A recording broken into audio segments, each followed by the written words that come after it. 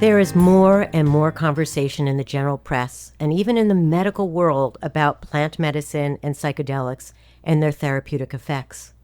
Though people in many cultures have used them for a variety of purposes for centuries, psychedelics seem to be having a moment in the world of science and medicine. Why is there a burgeoning of research and exploration into these substances right now? Is this a response to the zeitgeist of the times? Are folks looking for healing modalities that are alternatives to big pharma? Are more people looking for ritual and community? And is this a conduit for this in their lives? Is it simply that science has demonstrated that psychedelic therapies may in fact be more effective than conventional treatments for treating a variety of diagnoses? Why now? Welcome to GynoCurious. I'm your host and creator, Dr. Amy Novatt. From both sides of the speculum, we are here to investigate what it means to be a healer and to be healed. Please send comments to comments@radiofreerhinecliffe.org and take out your phone right now, please, and give the show 5 stars and leave a comment. Please consider sharing the show with others. So my guest this morning is Dr. Kelly Jennings. Kelly is a naturopathic doctor, acupuncturist, herbalist, and ritual space creator. Welcome, Kelly. Thank you, Amy. So nice to have you. So on GynoCurious, I like to start by asking, how is it you came to be the person you are? Your professional arc. What made you go into naturopathy and healing? This is really the story of how one door opens into another door, opens into another door. I had graduated from Amherst College with a degree in neuroscience and went to UCSF, started a program in neuroscience there, and very quickly realized that being in the lab was not really for me. And so after a year of working in the neurodevelopment labs, I started thinking about what would it be like to still be in medicine, but be with people. And that led me back to New York, which is where I grew up. I worked at Sloan Kettering Cancer Center in clinical trials. And it was there, I happened to be there at the opening of the Integrative Healing Center. At the time, I was working with prostate cancer patients. I was working with some of the top prostate oncologists in the country.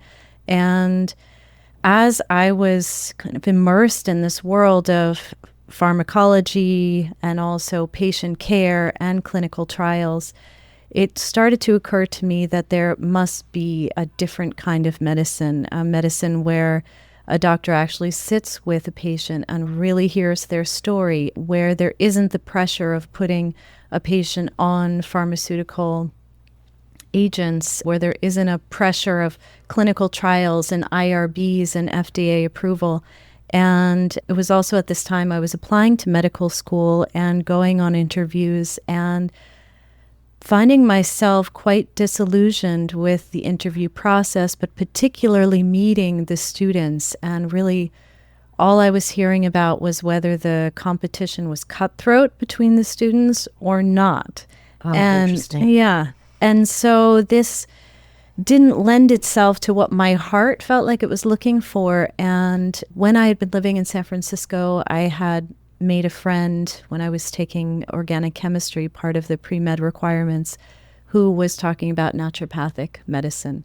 And remembering this at this time that I was in, where I was really open and looking, but also feeling like, oh, the neuroscience door closed and this conventional medical education is not feeling actually so compelling. On a whim, I applied to a naturopathic medical school in Oregon, Portland, Oregon, and ended up at an interview at the school the day before my birthday. I couldn't tell you what year that was. Maybe I was turning 24, 25. And I happened to run into someone that I went to college with. She was in her 3rd year of school. I went to a small private liberal arts school that has a really high academic standing. And so I was able to sit with her, and in my perceived arrogance of my own intelligence, I was also able to be with someone who was of that same world and say, What is this naturopathic medicine all about? Will I be taken seriously? Is this a serious education? And all of her answers were just really impressed me. And then that entire day of interviews, but also meeting other students, meeting teachers, they were interviewing for a new president, and all of the students were invited to that interview. There was just something, there was this real heart that was in that school that made me jump without knowing a whole lot about what naturopathic medicine was. And I can say that that first step just blew open any sense I had of what intelligence means. I learned about kinesthetic intelligence, people who can really have a communication with plants. It was a whole new world that I was encountering that was really quite exciting and really engaged my curiosity. You're so lucky because there's so many folks out there who want to be healers, but whose myopia or lack of exposure to alternative ways of looking at health and healing go into medicine and are miserable. I love the idea that you went on this interview and all of a sudden, the conversation wasn't about the amount of competition there was, but about community. That's what you're describing, which is lovely. But also that there was a way of talking about healing that was outside the pharmaceutical language and the language of allopathy that can be quite limiting at times. Yeah, so great. Was there anything in your kind of personal journey around illness? Because I interview a lot of healers here, and for many, many of them, they talk about their own kind of personal journey around being unwell and how that catapulted their journey into medicine as well. Does that ring true for you at all? Yes, I can say that's true for me too. Yeah. I had gone on a semester abroad to Ecuador in my junior year of college and came back quite sick. Parasites for sure, an Epstein-Barr virus, and I had blood work drawn. And in the conventional medical world, there was nothing particularly wrong with me except that I couldn't get out of bed. Every third day, I was having migraine headaches, and it just wasn't the place that I knew myself. So it was at that time, this was on Long Island, and so there wasn't a whole lot of alternative or complementary medicine around except for this one holistic center that had opened up in Syosset. And I ended up going there. They worked with me on my diet. I started receiving acupuncture treatments there. And it was really within a matter of 3 weeks that I was feeling. My healing journey continued certainly after that, but there was something that made such a quick difference for me. I find 3 weeks to be quite a remarkable shift. And it was really just very simple, simple shifts in diet, simple treatments, recommendations for doing some treatments at home that were quite, as I say again, quite simple and very effective. And so this started to turn my head and open my mind to something else out there. Yeah. It's a different paradigm. It's a very different paradigm than allopathic medicine. And I'm an allopath, and I'm not here to talk about or to say that allopathy has no place. It does. I'm always telling my patients there's so many ways to heal, and it's about finding the journey that works for you and having an open mind to all kinds of treatments, because there isn't one that's better than another, and that, again, the way each of us as individuals heals is different. So I was looking at your website, and you describe that you encompass rituals of transformation in your work. Can you explain what that is for us? Yeah, I'll have to give some context here. Go for it. Gosh, where do I begin? I think something you pointed to at the beginning of this time together is this moment that we're in, which is a moment of what some people call this real polycrisis, crisis of meaning, many people having a crisis of meaning, having a crisis of purpose, having a crisis of a sense of belonging here. Who am I? Do I belong? People feeling incredibly isolated, people feeling depressed, anxious. I mean, we could talk about the numbers of people that are on antidepressants. I think it's now 1 out of 8. The epidemic of suicide. And so we're in a context where people are really feeling disconnected and lost. It deserves looking at what is it in our systems that have created this, not only this highly individuated sense of self, which can be quite a powerful place, right? We're in this moment where we can choose anything that we want to do. It's not dependent on what our mother did, on what our father did. There's an incredible sense of freedom that comes with that. And there's also a loss of a framework, a loss of a structure. And so in my time while I was in naturopathic medical school, I was also exposed to many different ways of creating context and structure, because at the foundation of these medicines, at the foundation of naturopathic medicine, the foundation of indigenous forms of medicine, which I was also getting introduced to through this school, foundation of Native American medicine, is this idea that everything is connected. We are interconnected. If we really just stop and pause and think about that, that if we go into a sweat lodge, for example, we talk about those stones that come in as our grandmas and our grandpas because they have been here since the beginning of time. If we really take into account this theory of, and I know it's a theory, but the theory of the Big Bang, that everything came out of nothing. Something came out of nothing, and then we've been on this evolutionary track. We can start to really have this sense we are all connected.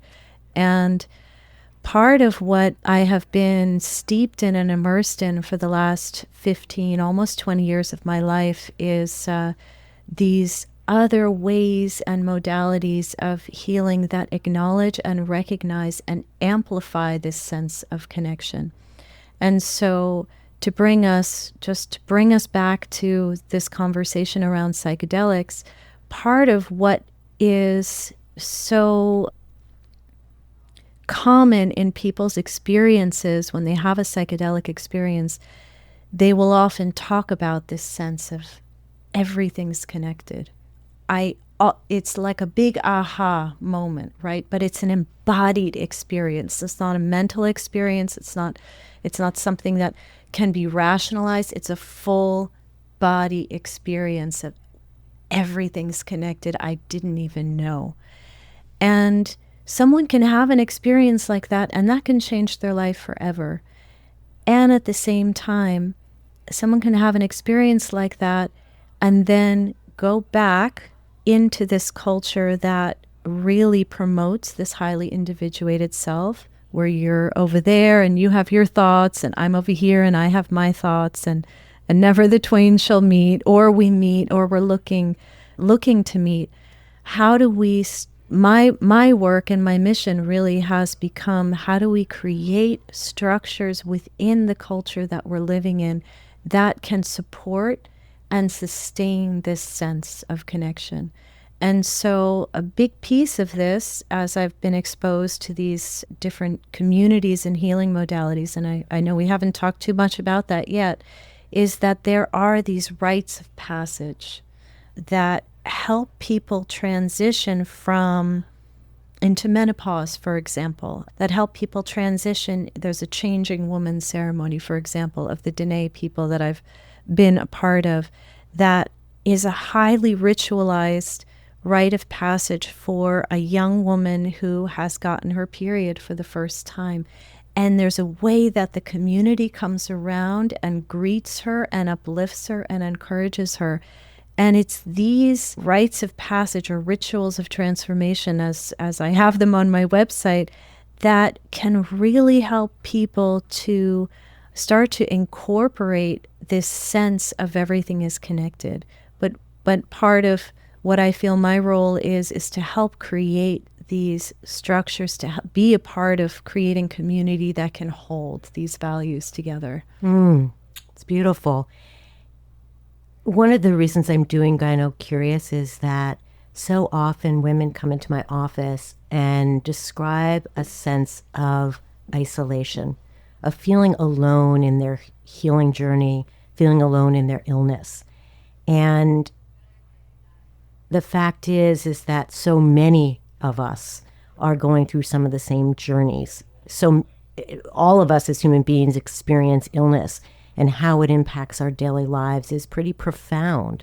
And so if I can talk about some of these kind of universalities or common illnesses or just ways of thinking about how do I be in my life when I don't feel so well, is tapping into part of what you're describing is how do we create community in the face of so much separateness right now? And as I asked myself, why do I want to talk about plant medicine and psychedelics with Kelly today? I theorized that the reason there's this moment is simply that these medicines tap into community, tap into cultural rituals, as you've described, tap into access to us as human beings that we've gotten so far away from. If we're only friends on Facebook, we're not really friends. And so I'd like to go to talking about plant medicine and psychedelics. And I guess the first question is, are they the same thing? No. Yeah. No, they're not the same thing. And if you'll allow me, I just want to bring something forward that really struck me and maybe was actually the beginning of a questioning of my culture. I had a class in college that was a medical anthropology class, and I will never forget, we studied cultural illnesses, and menopause was described as a cultural illness. I read paper upon paper upon paper, anthropological studies of indigenous communities that had no documented symptoms that we in the Western world consider a part of menopause. And it really just, it was kind of dumbstruck me that this could be true. And so it helped me to pull out of my culture a little bit. And so, and to ask this question, what is it? Sure, we could talk about what's in the diet in an indigenous community. And in this case, we're talking about communities in the Amazon. I'm going to come back around to where you were going. We could talk about diet, but what also was fascinating to me in this anthropology class, we were also talking about the way that women are viewed once they go through menopause. They are considered neither man, neither woman. They hold this exalted eldership in the community, and it's something that's revered. Because they're now in between, in a way, in between worlds, in between genders, they have this other capacity and other role to play. And so when I think about plant medicines and transformational medicines, I'm using that term because that's another term that I've also heard used quite a bit in place of psychedelics. Plant medicines in these indigenous and native cultures are thought of as allies, are thought of as beings or having a consciousness that you can engage with. So one plant that a lot of people talk quite a bit now and is very popular is ayahuasca. Ayahuasca is considered a plant teacher. In fact, this plant is called La Madre or La Abuela. There's a sense that this is a feminine consciousness that you can drink this brew, which is not actually just ayahuasca, it's also chacruna, these two plants that are brought together that induce a trance-like state depending on how much you you partake of it. And then in the ritualized context where there is a guide, let's say, or a medicine person or a curandero, you go on a journey where you're engaging with the consciousness of this plant, which is quite different from how we think about psychedelics. And psychedelics is a term that was created, I think, someone listening knows the history better than me, I'm sure, but in the 50s or 60s, just to describe more of these visual effects of these substances. But there isn't necessarily always this belief that the psychedelics themselves have a consciousness, right? And there are many different classes of psychedelics. There are dissociative psychedelics like ketamine, which I think is it's pretty much the only legalized psychedelic there is right now. And there are many, many ketamine clinics and quite a few people receiving benefit from ketamine-assisted therapy, as an example. Then there are entheogenic psychedelics like MDMA that kind of create this feel-good sense, and there's a flood of serotonin. But these are substances that are created in a lab. Exactly. They're not organic substances. So in my understanding, that's one of the ways to differentiate them too, is that plant medicine is talking about plants, organic substances that may or may not create a kind of psychedelic experience, because tea, in my mind, is a type of plant medicine. But obviously, when we drink an herbal tea, that's not, we don't have this kind of psychedelic experience. But psychedelics, that's what they do. They are transformative in this way. And I love how you talk about these differences. And I wonder, how do you feel about this, this separation that seems to be happening, where these medicines are being used in the therapeutic arenas for, a lot of it is for mental illnesses and diagnoses and others. And I want to talk about, how it's being used for women in particular, but how it's being separated from the sacred part of it, the origin story of plant medicine, as you will. It's something I think a lot about, Amy. I think a lot about how, I have quite a few colleagues and friends who are doing psychedelic-assisted therapy, right? And many of these sessions, let's take an MDMA session, for example. This can be this is scheduled as an 8-hour experience where there is the therapist who is there acting as a guide, and then there is the patient or the person who's taking the MDMA and then being guided on this journey. And as far as I don't do that kind of therapy, but from what I have learned and heard, there's a container that's being held that is, we could call it a clinical container, but it's not a 5-minute visit, right? It's an 8-hour journey. Usually that comes after quite a long therapeutic relationship. And then there's ketamine-assisted therapy, which is quite a different animal, where there may be multiple sessions that last 45 minutes each. But there's a process that a person is in with a therapist.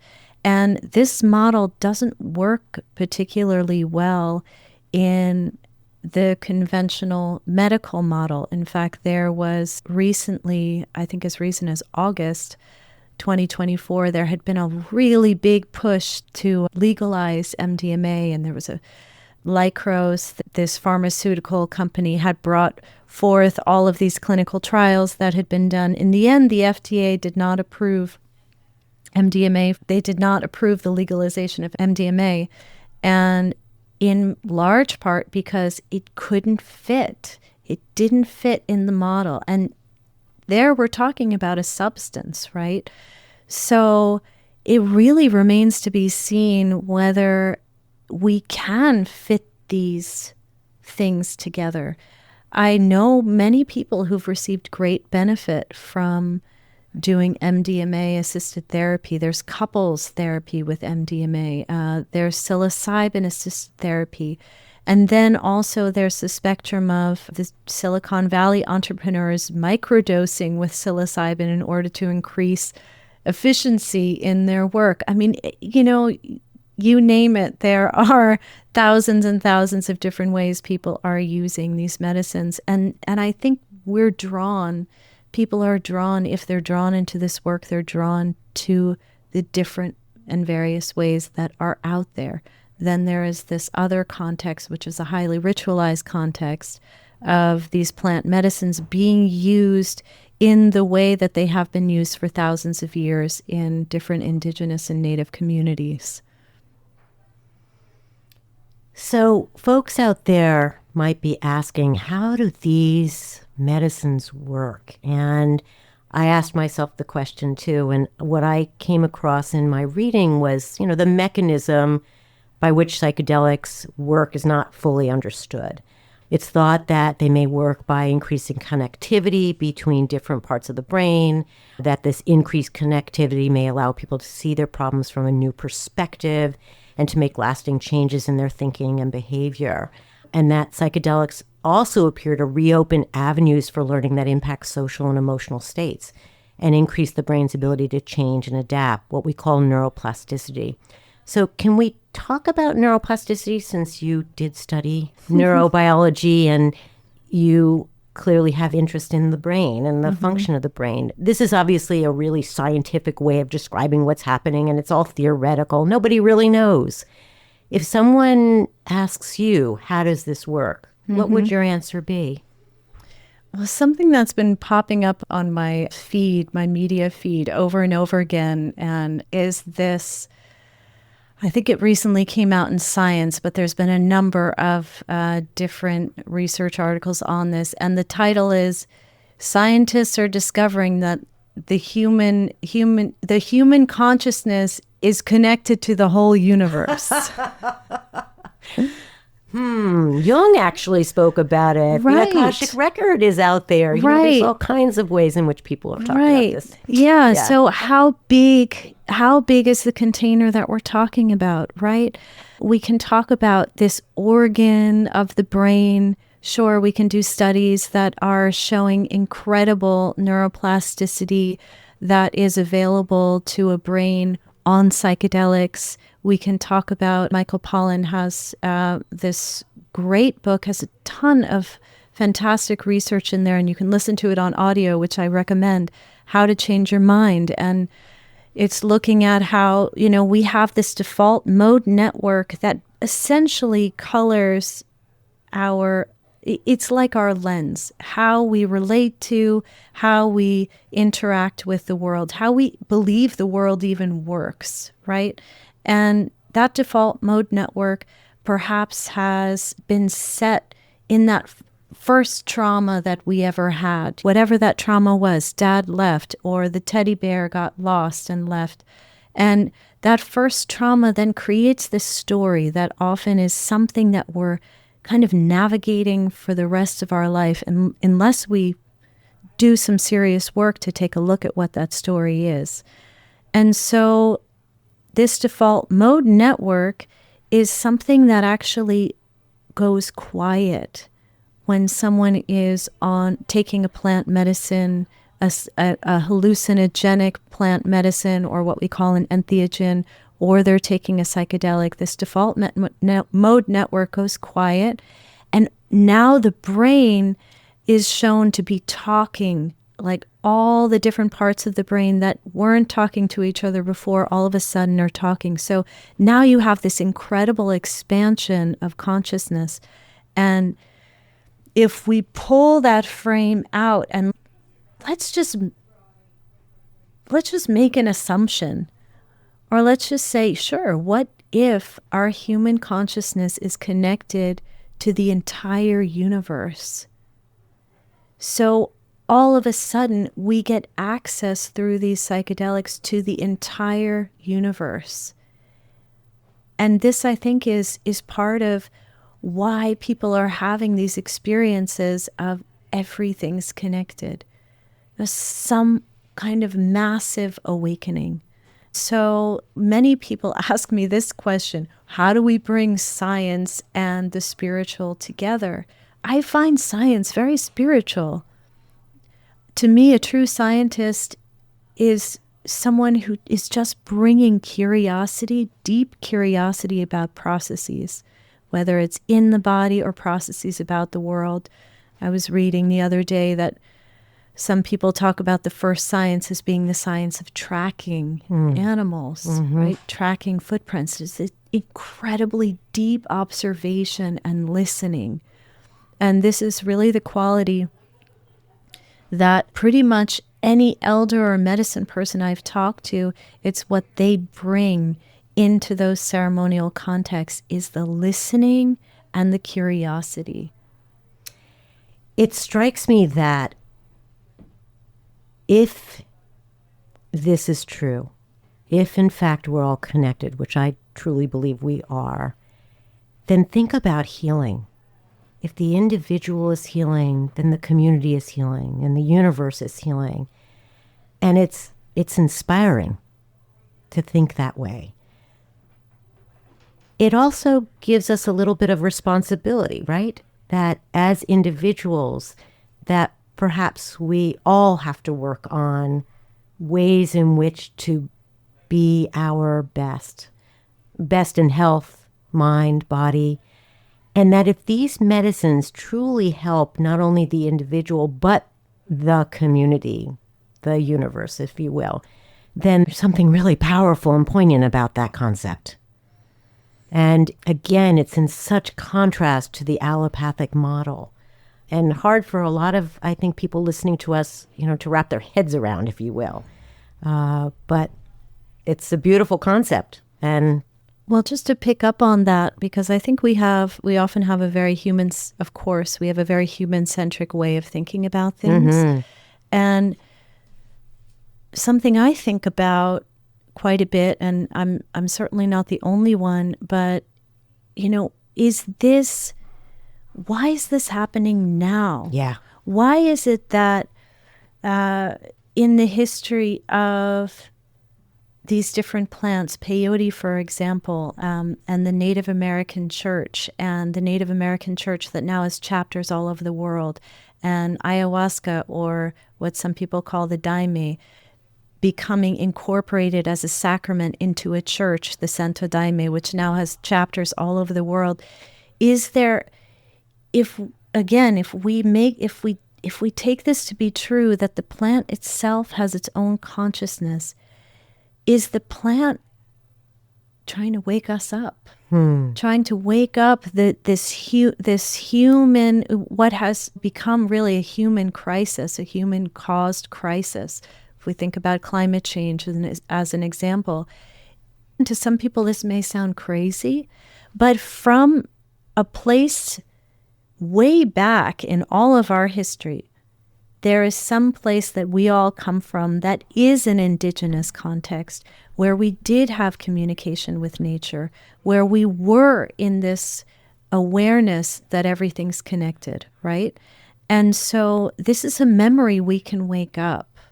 And I think the times right now demand us to think beyond our human-centric selves and to think about this more than human world, and to think about that consciousness, plant consciousness, animal consciousness, whale consciousness, right? The consciousness of the birds. We're all in this together. And how are things evolving so that in the end, we're all working on behalf of the consciousness of the earth? It reminds me that there's a lot of conversation and treatment modalities out there around ethnopsychology, the idea that we carry the trauma of our foremothers and foregrandfathers. And certainly many, many people will say, I don't know why I have a fear of spiders. Nothing in my awakening life, has informed me why I'm afraid of spiders.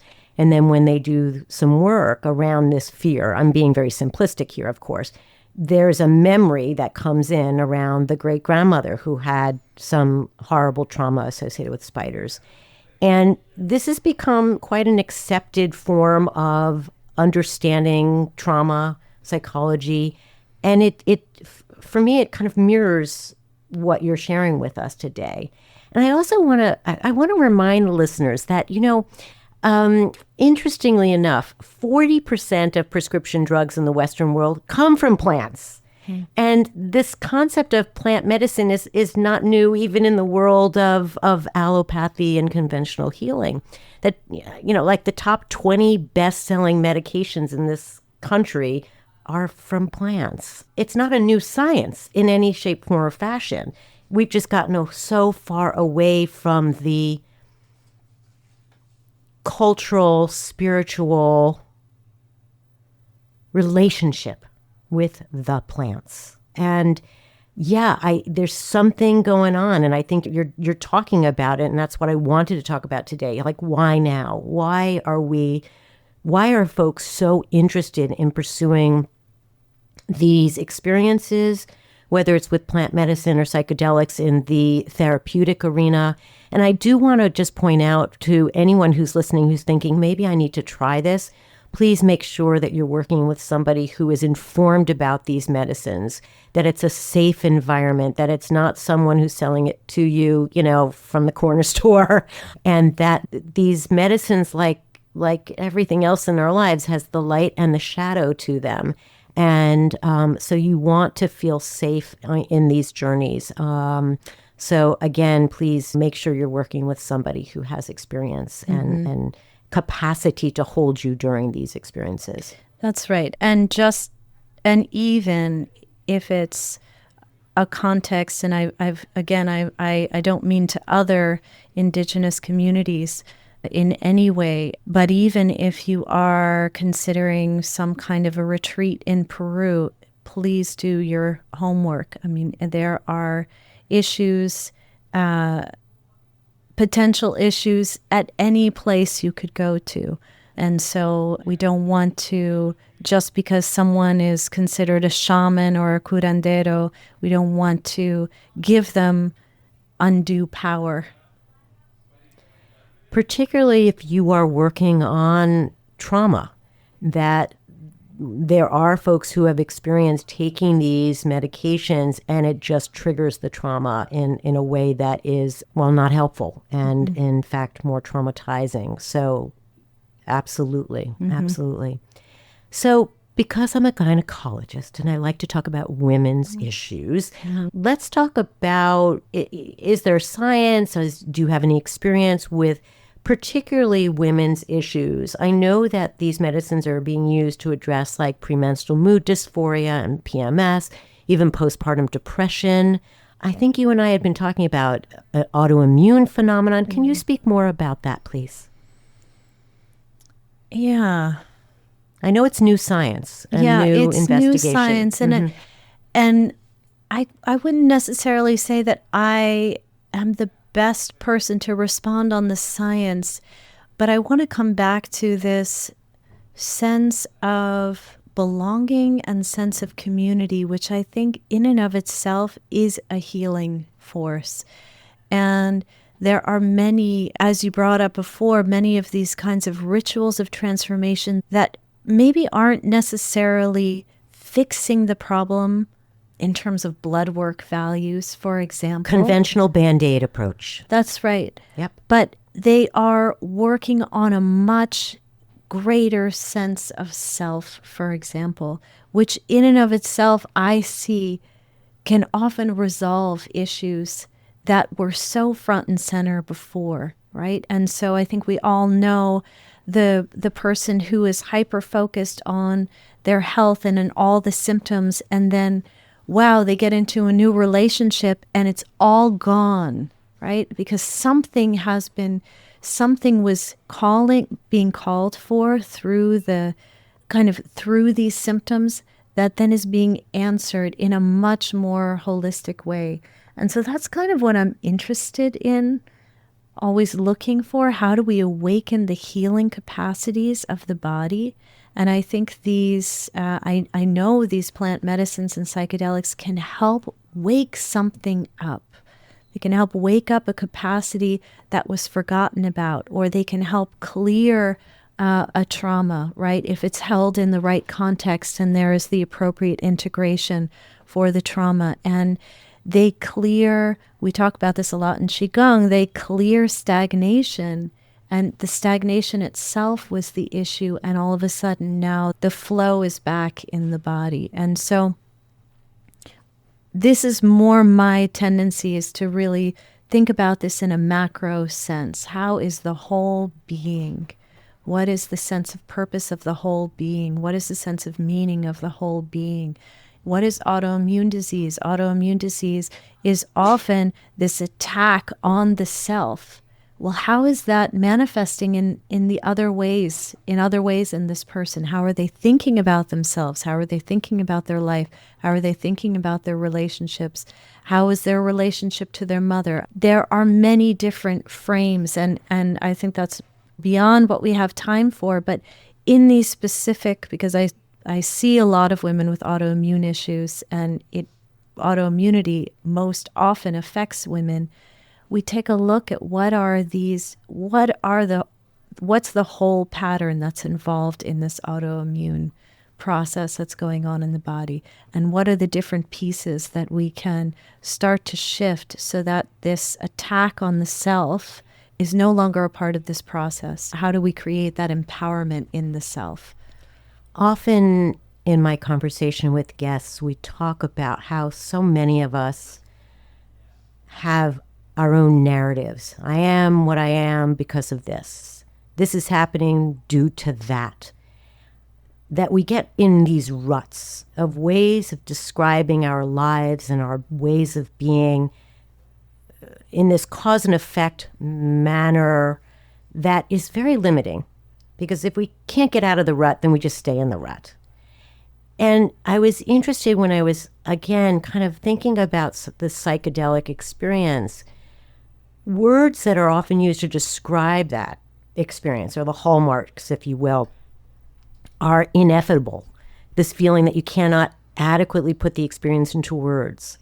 A distorted sense of time, space, self, an alternative to how you experience the progression of time, the boundaries of space, or the boundaries of what you refer to as yourself. The noetic quality, kind of that feeling that you're accessing something kind of more true than your waking reality, and novel insights and perspectives, that they bring about experiences, insights, and perspectives that were kind of previously inaccessible. And I like this in contrast to the narratives we have in our heads that describe and define who we are day in and day out, that are so much a part of, or can be a part of, why we can't heal, or why we're not healing, or why we feel estranged from the world, or distinct and isolated. So I don't think that you have to necessarily have a psychedelic experience to have this insight. No. In fact, you and I were talking about, I was talking about my own personal pivoting recently of just creating space. You know, I stopped working in the office in that, every 15-minute tempo that I had been doing for 35 years. And all of a sudden, I was in a world where I had space, time, some really ineffable, experiences. And that has brought about healing for me personally. So there are many ways to tap into these things, but because we're talking about plant medicine today, I just wanted to make sure that kind of those hallmarks were identified, because they speak to everything that you've been talking about this morning. I really want to emphasize that too, that a psychedelic experience, or an experience with an entheogen or plant medicine, it's a vessel to something. And actually, any skilled practitioner can do the same thing with words. Words themselves carry a consciousness that can be the thing that wakes someone up to something beyond themselves, or helps them to see themselves in a different way, or helps them to relate to their family in a different way. So we have these different modalities. There's something in acupuncture called the one needle technique. And it's a bit of a parable, but the one needle technique is just that one point, or that one word, or that one thing that unlocks the whole puzzle. And this certainly has been true in my life in different moments where there has been that one moment, and I'm sure many of the listeners can relate, that one moment where something happened, something was said, a moment of grace, whatever it is, just shifted completely the moment, or shifted completely the problem or the knot, right?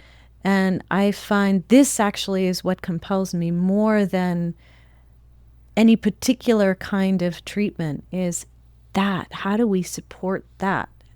How do we support someone becoming someone who's been in trauma, having that trauma to become the pivot point around which they find the rest of their life, right? This was actually my thesis, my doctoral thesis in med school, was this. What is that? What is it that for some people trauma creates a stuckness and that's it, and the growth stops.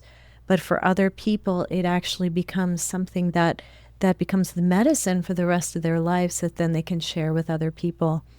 And I think that, again, if we just come back to our topic, that it is this kind of quieting of this default mode network that is one of these hallmarks that can help people to do this. But it certainly is not the only way. There are many catalysts to healing. And the journey for all of us as an individual and as a community and as a Earth, as a planet, is figuring out what those catalysts are. And it's a lifelong journey. And I'd like to suggest, but please, you may have a different feeling, but even if that one point is identified today, that there may be another point 3 years from now, and that we are complex and nuanced, and with each experience there's kind of another layering of who we are and what defines both our mind and our body in health and in ill health. Yeah. Which I think is extremely exciting and magical, is the, if you will, the spirit of the science of healing and the joy of helping others figure that stuff out. Mm-hmm. Yeah. Kelly, thank you. Thank you, Amy. Anything else that you want to make sure that we say out loud before we end our conversation today?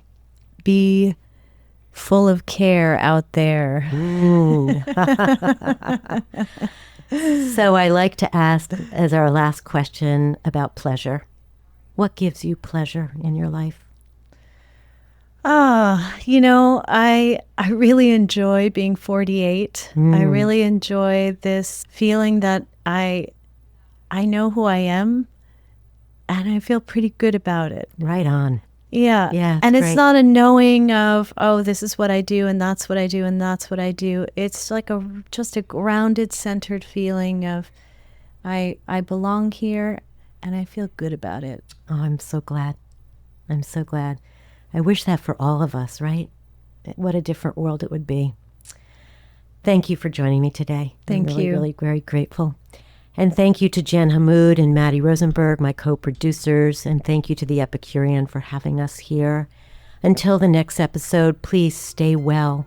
Listen to your instincts and intuitions. They are the greatest of teachers, not to be ignored.